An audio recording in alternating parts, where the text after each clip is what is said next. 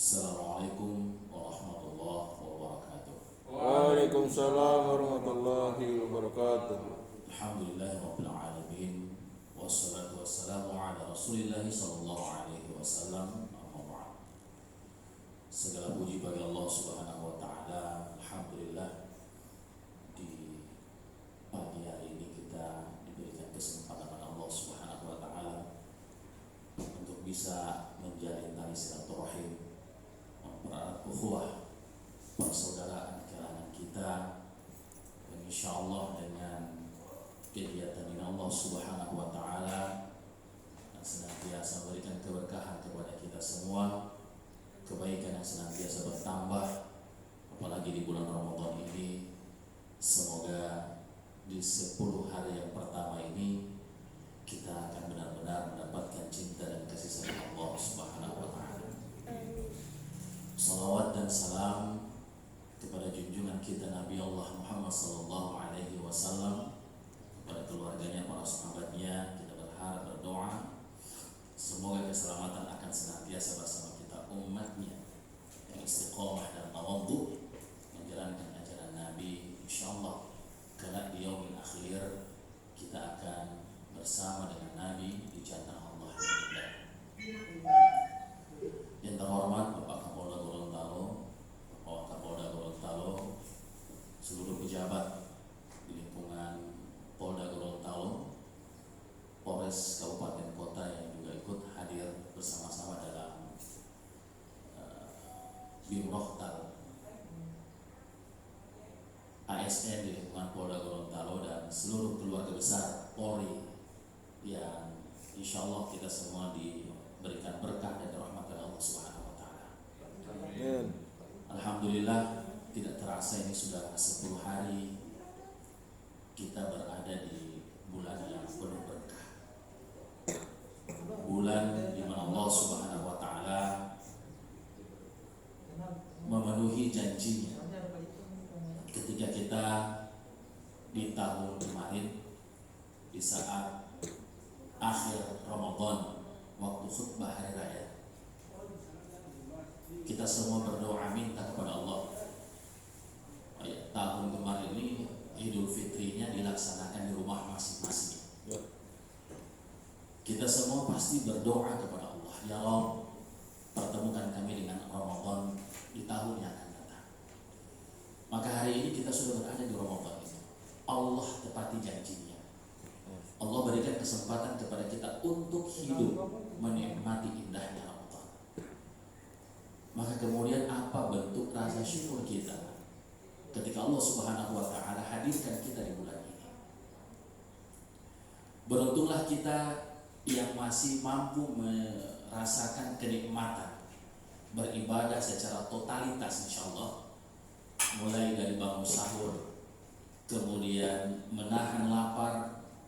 Di saat itu pun kita mengisi waktu yang Allah berikan dengan membaca Al-Quran. Kemudian ada yang dengan kiprah pekerjaan kesehariannya juga dia ikhlas karena Allah Subhanahu wa taala, sampai dia berbuka puasa, kemudian melaksanakan qiyamul lail, dan begitu seterusnya. Insyaallah keberkahan Allah di 10 hari bulan Ramadan ini, dia akan mendapatkan cinta dan kasih sayang Allah Subhanahu wa taala. Hadirin yang dirahmati Allah, yang harus kita stressing di setiap pelaksanaan ibadah di bulan Ramadan ini adalah, sudahkah kita merasakan nikmatnya Ramadan ini? Analogi sederhana seperti ini. Ketika ada orang bertanya, ini mohon maaf ya, ini bukan endorse, di mana bisa dapat kue coklat yang enak? Pasti ada yang bilang, oh di tempat si Anu, di toko si A, toko si B, toko si C. Kenapa? Karena mereka merasakan bukti nikmatnya kue itu. Nah, ketika kita kemudian mengatakan indahnya Ramadan, biasa kan ketika sudah Ramadan, orang status di WhatsApp, indahnya Ramadan. Ketika dia bersedekah, indahnya berbagi. Apakah kemudian dia merasakan indahnya berbagi itu secara substansi?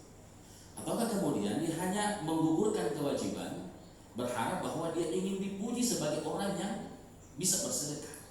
Indahnya Ramadan. Apakah kemudian ketika dia status di WhatsApp, Messenger, di Instagram, ya, Facebook, media sosial, dia melakukan status indahnya Ramadan, marhaban. Apakah kemudian dia benar-benar menjadi manusia hamba Allah yang menikmati indahnya Ramadan itu? Sungguh beruntunglah orang yang benar-benar menikmati substansi inti daripada Ramadan itu. Karena memang baginda Nabi SAW menyampaikan, "Lau ya'lamu ummati ma Ramadana latamannu an takunu sanatu kulluha Ramadan." Sekiranya umatku tahu apa yang terkandung di bulan Ramadan ini, maka mereka menginginkan seluruh bulan dijadikan bulan Ramadan. Hadirin yang dirahmati Allah, kita harus mengeksplor sebenarnya, harus menggali lebih dalam lagi apa sebenarnya inti daripada keindahan di bulan Ramadan itu. Sebenarnya kalau kita mengkaji secara literatur yang ada, di mana Nabi SAW bahkan di dalam ayat-ayat Allah banyak kemudian menyampaikan berbagai macam fadilah, keutamaan di bulan Ramadan. Ketika Nabi SAW berkata begini, Nabi mengatakan, "Sumu tasihku," ya, puasa kau sehat. Ya. Jadi intinya orang berpuasa itu sehat. Tetapi ketika ada orang berpuasa sakit, maka jangan pernah menyalahkan hadis Nabi ini. Nabi bilang kalau puasa bikin sehat. Kenapa saya sakit? Karena memang kaidah puasanya tidak sama dengan kaidah puasanya Nabi. Cek dulu, apakah cara Anda berpuasa sama tidak dengan cara berpuasanya Nabi? Nabi itu mengakhiri sahur, mengawali buka. Kita apa? Terkadang kalau misalnya bangun tengah malam karena takut tidak sempat sahur, jam 1 ada sudah sahur. Bahkan kemudian insya Allah ini lebih ditertibkan, kita akan bersinergi aparat kepolisian dengan Kementerian Agama melalui Dewan Masjid Indonesia yang sudah mengeluarkan aturan tentang penggunaan sound system. Ya.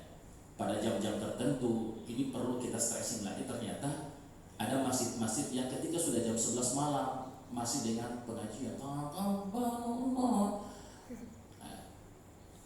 Ini bagus sih bacaan Al-Quran, cuma bukan pada tempatnya, bukan pada waktunya. Kalau memang ingin pengajian semalam suntuk, Dewan Masjid Indonesia mengeluarkan aturan sound di dalam. Sound yang keluar itu hanya adzan. Suara imam, khatib, ceramah itu menggunakan sound dalam. Ini yang perlu diperhatikan. Terkadang masyarakat komplain, kenapa kemudian kita dilarang-larang untuk mensyiarkan? Sebenarnya bukan melarang, menertibkan. Karena kita tidak bisa pungkiri masjid yang ada di Gorontalo ini hampir di setiap sudut kecamatan atau kelurahan. Bahkan satu kelurahan itu ada sampai 3 sampai 4 masjid. Bahkan antara 100 meter masjid dengan masjid yang satu berdekatan. Ketika kemudian tidak diatur sound ini, jemaahnya akan kacau pasti. Ketika imam di sebelah Allahu Akbar, imam di sebelah Allahu Akbar, yang bingung makmum mau ikut yang mana? Kenapa? Karena sound masjid sebelah itu masuk ke masjid yang bersangkutan. Ini yang kemudian harus dipahami oleh masyarakat, insya Allah. Nah, melakukan ibadah di bulan Ramadan itu bagus, tetapi ada batasannya. Makanya ketika kita kemudian ingin mengkritisi, kata Nabi SAW, saya kembali, ketika Nabi mengatakan sumu tasibu, puasa kau sehat, kenapa saya sakit? Periksa dulu, apakah kaidah puasa kita sama dengan kaidah puasanya Nabi? Ini kembali ke tadi itu, ada masjid yang baru jam 2 sudah sahur. Memang ini bulannya kita, bulan umat Islam. Bulan kita, artinya orang-orang tua bilang orang punya. Tetapi ingat, kita hidup dalam kehidupan berbangsa dan bernegara. Meskipun kita tinggal sekompleks, seakidah, tidak semua orang punya tingkat keimanan yang sama, dan kita harus menghargai itu. Ada orang yang barangkali hadirin rahmati Allah masih akan sangat terganggu dengan suara-suara masjid. Ya, kita pahami itu. Maka kemudian yang kita kedepankan adalah sikap toleransi. Jam 2 sudah bangun sahur, ini kan melanggar etika. Bangun sahur, Nabi mengakhiri sahur. Bangun sahur sudah boleh jam setengah 4 lah, atau jam 3:15 gitu. Sudah boleh bangun sahur. Dan bangun sahurnya itu tertib. Bangun sahur. Ini kan melanggar etika. Orang Islam itu rahmatan lil alamin. Rahmat bagi seluruh alam. Di mana dia berada, dia akan mampu menciptakan kedamaian, bukan menciptakan teror, bukan menciptakan permusuhan, menciptakan dikotomi di kalangan masyarakat. Islam itu rahmatan lil alamin. Mengawali buka, kaidah puasanya Nabi mengawali buka. Jangan tanya di mana, ketika kita di saat berbuka, terkadang antri di kasir, terkadang kemudian kita masih menyelesaikan permainan karena mengisi waktu puasa. Ini yang keliru. Ingat, di saat berbuka puasa itu ada 3 golongan orang yang Allah Subhanahu wa Ta'ala malu menolak doanya. Di antaranya adalah orang yang berpuasa sampai dia berbuka. Di saat mau berbuka itu sebenarnya kita sudah standby di meja makan itu, di meja berbuka. Aku di masjid-masjid, bagusnya itu buka puasa di masjid. Kenapa saya katakan bagusnya buka puasa di masjid meskipun dengan protokol kesehatan? Karena buka puasa di masjid itu terukur, sudah diukur, sudah ditakan. Ya, saya tidak pernah melihat buka puasa di masjid dengan gelas yang besar-besar, dengan tupperware yang besar-besar, dengan kue yang banyak-banyak. Tidak. Bubur ayam pun sedikit sekali. Ya. Itu untuk apa? Memberikan pelajaran kepada kita untuk menghilangkan sikap rakus, tamak. Karena Rasul mengatakan disunnahkan berbuka itu dengan menstimulan perut. Ketika kosong selama berjam-jam, berikan stimulasi kepada perut kita dengan 1 teguk air, kurma atau kue yang lembut, kemudian air. Selesai buka puasa. Insya Allah sehat. Cuma jangan tanya di mana sakit. Kalau Nabi 1 teguk air untuk berbuka puasa, atau 2 teguk air, kita bukan 1 atau 2 teguk, kita bahkan berteguk-teguk. Nabi 1 biji kurma, kita berbiji-biji kue. Jangan tanya di mana kemudian kita sakit. Itu pun ketika adzan, muadzin sementara ucapkan adzan, Allahu Akbar. Orang-orang tahu bilang masih mau bakalai dengan muadzin, palang-palang, masih orang pokok kita. Jangan tanya di mana kemudian kita sakit. Jangan tanya di mana. Ini yang harus kemudian kita ambil, bahwa puasa bukan hanya mengajarkan kepada kita bagaimana bisa merasakan lapar dan dahaga, menimbulkan sikap sosial yang kemudian kita peka terhadap orang-orang miskin, tetapi puasa mengajarkan kepada kita untuk mencintai diri kita sendiri. Makan di puasa itu bukan memindahkan jam makan, ya, tetapi mengatur waktu makan. Kita diajarkan seperti itu. Kemudian hadirin rahmati Allah, makna selanjutnya adalah orang yang berpuasa itu harus sahur, ya, harus sahur. Meskipun dengan 1 teguk air, dia harus sahur. Dan afdolnya sahur itu adalah bangun dari tidur, atau kemudian ketika dia bangun sepertiga malam dia tahajud, kemudian dia lanjutkan dengan sahur, itu lebih utama. Nah, ada orang yang ketika dia bangun sahur, hadirin rahmati Allah, ketika dia bangun sahur, dia istilahnya terlalu takut untuk lapar, maka semua masuk, dipaksakan masuk. Ini juga sangat berlawanan dengan kaidah cara Nabi makan. Ya. Masukkan sepertiga makanan, sepertiga air, dan sepertiga udara. Kalau kita sudah memenuhi perut kita dengan makanan, maka alamat subuh lewat. Ke kantor pasti terlambat. Meskipun ada kelonggaran di masa puasa, kantor masuk jam 8, datangnya setengah 9, terlambat. Kenapa? Karena memang memasukkan makanan berlebihan itu menyebabkan penyakit. Bahkan kemudian ada kata-kata bijak, kalimat bijak. Mohon maaf, sudah lupa sumbernya, bahwa harga diri seseorang itu tergantung dari apa yang masuk ke dalam perutnya. Hadirin rahmat Allah Subhanahu wa Ta'ala. Kemudian Nabi SAW juga menyampaikan kepada kita tentang keutamaan yang ada di bulan Ramadan. Apa keutamaan yang selanjutnya yang ada di bulan Ramadan ini? ketika kita merasakan lapar di siang hari. Nabi SAW menyampaikan bahwa bau mulutnya orang puasa itu akan digantikan dengan bau kasturi ketika di surga. Ingat, ketika di surga. Di dunia belum bau kasturi, di dunia masih bau bakteri yang ada di mulut kita. Maka orang Islam dianjurkan mendahulukan etika. Alhamdulillah sekarang sudah ada masker. Jadi kalau ke meja teman kerja, rekan kerja dan lain sebagainya tetap menggunakan masker. Ini bagian dari etika. Artinya bukan hanya sekedar menutup mulut, tetapi orang yang berpuasa ini harus menjaga perkataannya. Di akhir Ramadan itu ada amaliyah yang menentukan diterima atau tidaknya, yang menghantarkan ibadah Ramadan, yakni zakat fitrah. Nah, zakat fitrah itu adalah az-zakatul fitri tukhratan lisa'in wa tu'matan lil masakin. Maksud hadis ini adalah zakat fitrah itu membersihkan orang yang berpuasa dari perkataan yang sia-sia dan makanan bagi orang miskin. Artinya orang yang berpuasa itu harus menjaga mulutnya. Man kana yu'minu billahi wal yawmil akhir falyaqul khairan aw liyasmut. Siapa yang beriman kepada Allah dan hari akhir, hendaklah ia berkata yang baik atau lebih baik ia diam. Di era milenial sekarang, bukan hanya kemudian mulutmu harimau, tetapi jarimu buayamu, jarimu harimau. Artinya mulut ini adalah alat untuk menyampaikan informasi.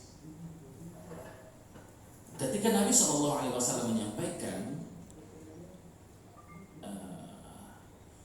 al-ghibatu tuzilu amal saleh, ghibah itu menghancurkan amal saleh. Ghibah itu keluar dari mulut. Ghibah itu membicarakan kejelekan orang yang apabila kita bicarakan di depannya dia tersinggung. Itu ghibah. Misalnya ada teman kita yang bau badannya ya, yang ada bau badan, bau ketek, orang kalau bilang bau abu. Kemudian ketika dia melintas di hadapan kita jauh, kita bilang di depan teman-teman, sana teh abu ini, sana teh abu ada lewat. Itu ghibah namanya. Atau kemudian ada teman kita yang misalnya cerewet, sana si cerewet. Meskipun itu benar, tapi kita jangan pernah membicarakan kejelekan orang. Karena ketika kita membicarakan kejelekan orang, maka Allah Subhanahu wa Ta'ala menggolongkan kita ke dalam golongan orang-orang yang menghancurkan amal soleh kita sendiri. Hati-hati.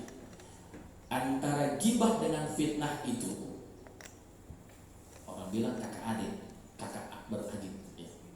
Ghibah itu membicarakan kejelekan orang yang ketika kita bicarakan depannya dia tersinggung. Kalau fitnah membicarakan kejelekan orang yang kita tidak tahu benarnya. Nah, di zaman milenial ini kita sering sekali, asik sekali memposting, men-share lewat media sosial hal-hal yang sifatnya fitnah, hoax. Ini yang kemudian harus hati-hati. Katakanlah misalnya di media sosial kita, pertemanan WhatsApp kita katakanlah, dalam kontak kita ada 500 kontak atau 300 kontak. Di YouTube kita ada berapa followers, di Twitter kita ada berapa yang mengikuti kita, Instagram kita. Ketika kita men-share sesuatu yang hoax, kita harus bertanggung jawab kepada ratusan bahkan ribuan orang yang kita sebarkan fitnah itu. Bahkan Nabi SAW menyampaikan di yaumil akhir nanti, orang yang suka menyampaikan fitnah, yang suka menggibah, itu kalau dia masuk neraka, dia duluan masuk neraka. Kalau dia bertobat dan diterima tobatnya, maka dia terakhir masuk surga. Allahu Akbar. Jadi hati-hati. Mulut ini memang harus kita jaga. Jangan sampai kemudian hanya waktu puasa kita menjaga mulut kita dari perkataan yang sia-sia, dari fitnah, dari ghibah. Setelah Ramadan biasanya ada ungkapan, tunggu nanti anak mau bongkar kamar habis puasa, mau cerita kamar semua. Ini kan berarti kita hanya melakukan parade kesolehan. Parade kesolehan itu adalah kontes ya. Namanya parade mencari juara, berarti dia mempertontonkan kebaikan-kebaikan. Hanya selama bulan Ramadan. Pasca Ramadan selesai. Tidak ada lagi kesolehan yang berbekas di dalam dirinya. Maka kemudian hadirin rahmati Allah, ini yang harus dijaga. Di bulan Ramadan kita diajarkan ketabahan, kesabaran. Ketika tidak bisa makan, bangun sahur itu sebenarnya waktu yang paling berat untuk makan sebenarnya. Cuma ketika dia berpikir kalau tidak makan pasti lapar, maka dia harus makan. Ini mengajarkan kepada kita untuk melatih ketabahan, membuka hati kita, melatih kesabaran kita. Artinya orang yang berpuasa dia harus punya sikap sabar, karena Allah hanya mencintai orang-orang yang sabar. Innallaha ma'as sabirin. Allah bersama dengan orang-orang yang sabar. Sikap sabar ini mencerminkan dalam keseharian kita sikap tawadhu. Orang sabar itu praktek kehidupannya itu dibuktikan dengan sikap ketawadhuannya. Dia tawadhu dengan kehidupannya. Tawadhu itu dilambangkan dengan mampu mengontrol emosi. Jangan cuma puasa tidak mau marah-marah. Orang Gorontalo bilang sayangnya sakilo puasa putih. Kalau tidak puasa lillahi ta'ala kita mau tumbuh. Jangan begitu. Ya. Jangan kemudian hanya memamerkan ibadah di bulan Ramadan. Anda orang soleh. Setelah Ramadan Anda bukan orang soleh lagi. Ya. Nabi SAW menyampaikan al-ghadabu yuzilud din. Ya. Al-ghadabu yuzilul akal. Marah itu menghancurkan akal sehat. Jadi ketika ada orang marah, sadarlah bahwa Anda sudah mulai menghancurkan akal sehat. Jangan juga tidak tahu marah, karena Umar bin Khattab mengatakan orang yang tidak tahu marah itu adalah keledai. Artinya marah pada tempatnya. Jangan hal-hal yang tidak substansi kemudian menimbulkan amarah. Maka kemudian orang yang selalu marah itu, maka dia akan jauh dari kehidupan orang-orang di sekitarnya. Orang tawadhu itu hadirin rahmati Allah, dia akan terhindar dari sikap hasad. Hasad itu membenci tanpa alasan, pokoknya benci. Ini pernah terjadi di zaman Nabi Adam alaihissalam. Bagaimana terjadi pertumpahan darah kakak beradik, antara kakak dengan adik. Bayangkan Habil dengan Qabil yang saling membunuh karena apa? Karena sikap hasad itu, membenci, sangat membenci. Nah ini kemudian yang harus kita tata di antara kita di lingkungan birokrasi. Hindari sikap saling membenci, apalagi hanya bersentilan dengan masalah pekerjaan. Terkadang, mohon maaf, karena ilmu pengetahuan yang ada, yang kemudian kita merasa bahwa kita mumpuni dengan ilmu pengetahuan dan secara spesifik dengan pekerjaan, kita merasa lebih hebat dari pimpinan kita. Setinggi apapun kesarjanaan, gelar kesarjanaan, ketika engkau masih dalam lingkup birokrasi, yakinlah itu adalah gerakan Allah Subhanahu wa Ta'ala. Terkadang, mohon maaf, ada bawahan menilai pimpinan, padahal idealnya pimpinan menilai bawahan.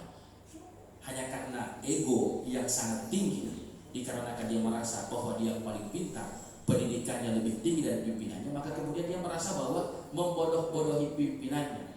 Pulau anak bebos ini, pulau. Ini yang kemudian harus ditata di bulan Ramadan ini, menghilangkan sikap hasad, membenci yang tidak beralasan. Kemudian bertanya-tanya, kenapa bukan anak yang di situ? Ingat, la tataharraka dzarratan illa biiznillah. Tidak bergerak sebiji zarah pun tanpa izin dari Allah Subhanahu wa Ta'ala. Ini yang kemudian harus kita pahami. Ketika Allah menempatkan seseorang dalam posisi jabatan, katakanlah ketika dia memegang posisi pimpinan, Maka itulah ketentuan yang telah Allah berikan kepadanya. Qulillahu malikal mulki tu'til mulk kaman tasya wa tanzi'ul mulka mimman tasya wa tu'izzu man tasya wa tudhillu man tasya. Allah berikan kerajaan kepada siapa yang inginkan, Allah cabut kerajaan dari siapa yang inginkan. Allah berikan kemuliaan kepada yang inginkan, Allah hinakan kepada siapa yang inginkan. Biyadikal khair, di tangan Allah segala kebaikan. Maka ketika kita berpuasa, dilatih oleh Allah Subhanahu wa taala untuk melapangkan hati kita, maka hilangkan sikap hasad kita.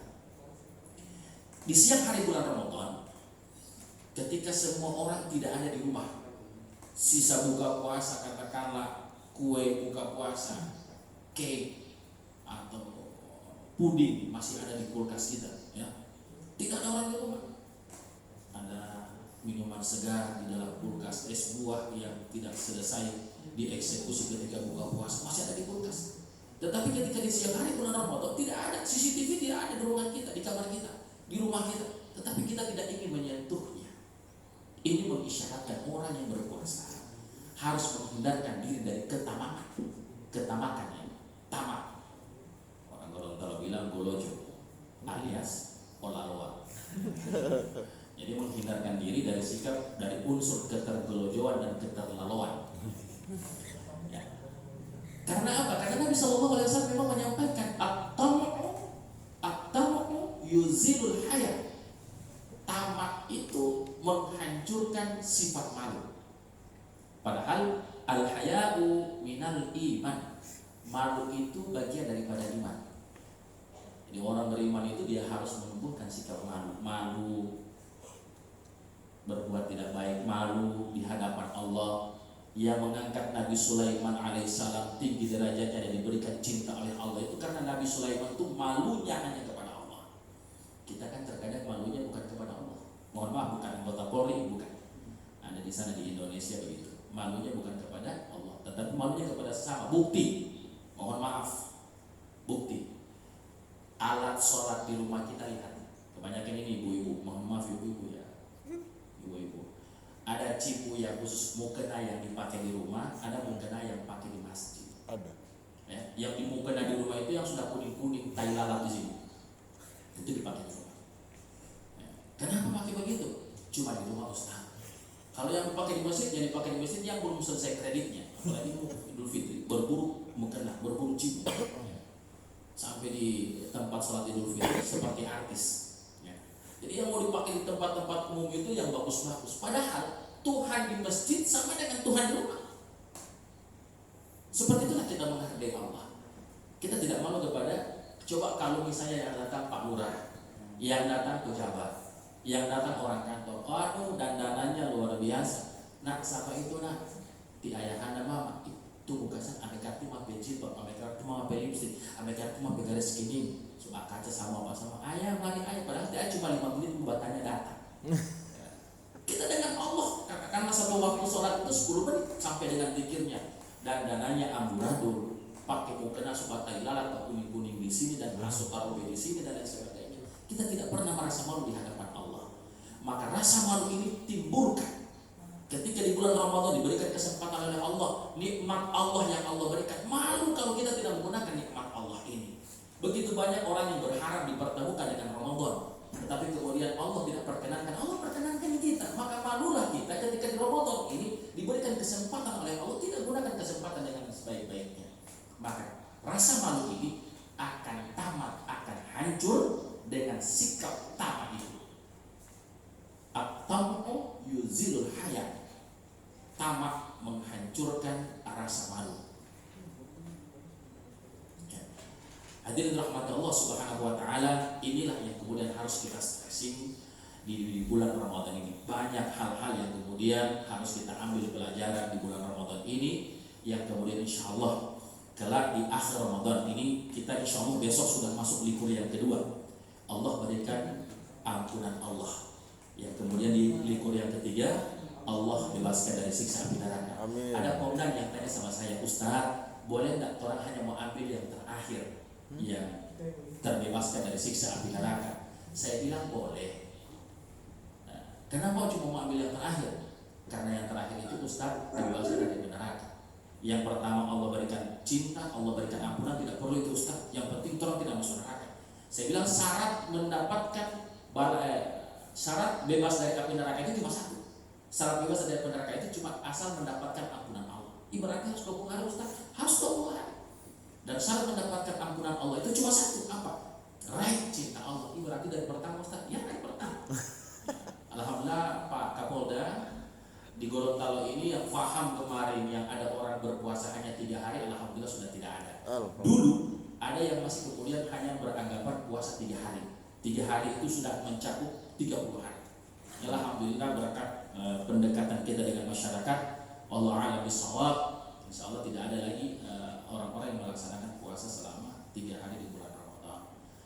Paling terakhir saya mohon maaf Bapak Kapolda, Bapak Kapolda, insya Allah kita sama-sama berdoa kepada Allah Subhanahu wa taala semoga di hari terakhir nanti di bulan Ramadan kita akan menjadi orang-orang yang tidak malu bertakbir. Ya. Orang bertakbir itu orang merdeka. Coba. Ketika kita berjuang, berperang, yang layak memekikkan kemerdekaan, merdeka adalah orang yang berperang. Kalau orang yang hanya sembunyi di rumah, malulah kemudian Anda ketika hari kemerdekaan merdeka. Kemudian teman bilang, ente tidak berjuang. Sama dengan orang puasa. Hari terakhir teriak Allahu Akbar, Allah. Sementara tetangga tahu kita tidak pernah puasa. Sementara tetangga tahu kita tidak pernah sholat. Nangis-nangis lagi di masjid. Padahal kita tidak pernah puasa. Walitukabbilullah ala ma hadak wa la'allakum tashkurun. Bertakbirlah kamu wahai orang-orang yang merdeka di bulan Ramadan sebagai bentuk rasa syukurmu. Insyaallah. Karena di hari terakhir itu kita akan menjadi orang-orang yang merdeka. Dan kemudian sedikit saya titipkan, ada kebiasaan kita ketika hari raya itu mengucapkan minal aidin wal faizin, mohon maaf lahir dan batin. Itu minal aidin wal faizin itu sebenarnya dari arti secara literaturnya itu hampir tidak ada. Hanya maknanya adalah kembali kepada kesucian dan meraih kemenangan. Quraisy kalau memang kita ingin menggunakan itu, menganjurkan untuk mengimbuhkan ja'alanallah minal aidin wal faizin. Titik. Ya. Jangan tambah-tambah. Minal aidin wal faizin mana Jakarta? Jangan tambah-tambah dengan itu. Ya. Kalau Rasulullah SAW an'amta alaihim ghairil maghdubi alaihim waladdallin amin. Allahumma lakal hamdu syukra wa lakal mannu fadla wa anta rabbuna haqqan wa nahnu 'abiduka riqqa wa anta lam tadari dalikal ahla. Allahumma salli wa sallim ala sayyidina Muhammad wa ala alihi wa sahbihi ajma'in. Allahumma ya Allah, di hari ini kami sama bermunajat kehadirat-Mu, memohon berkah dan rahmat-Mu ya Allah, di bulan yang Engkau janjikan penuh dengan cinta-Mu, di bulan yang Engkau janjikan penuh dengan ampunan-Mu, di bulan yang Engkau janjikan Engkau tutup pintu-pintu neraka-Mu ya Allah, di bulan yang Engkau katakan Engkau belenggu syaitan laknatullah, di bulan yang Engkau janjikan melipat gandakan semua kebaikan-kebaikan kami.